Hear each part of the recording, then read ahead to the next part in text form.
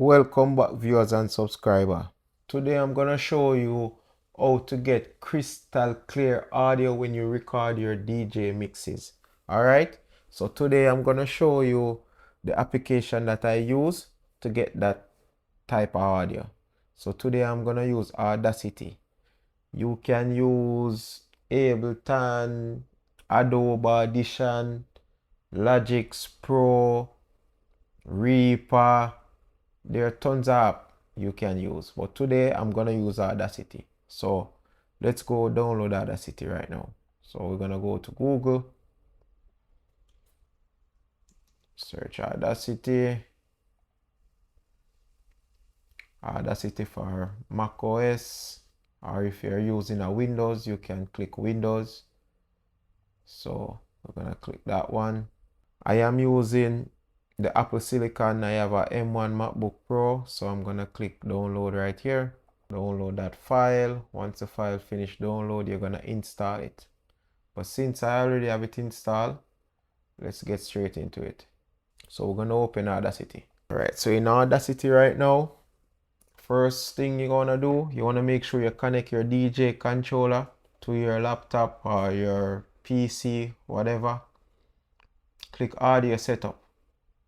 Once you're in audio setup, you're gonna go on recording device. And I'm using a DDJ FLX10 Pioneer.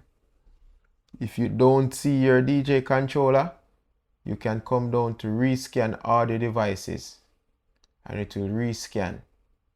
And you go back to recording device. I'm gonna click the DDJ FLX10. Then I'm gonna press record. Press record, it's blank right now.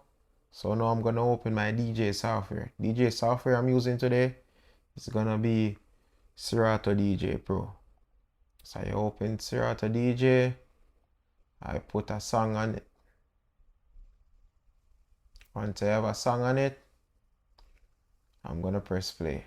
Once the song is going, I'm gonna minimize my Serato, and that's my mix coming up right there. So once you finish recording your DJ mix, you're gonna press stop. Go back in Serato and stop it. So now in Audacity, this is our mix. So you're gonna click on it, press Command and A for Mac, then you're gonna go to Effects.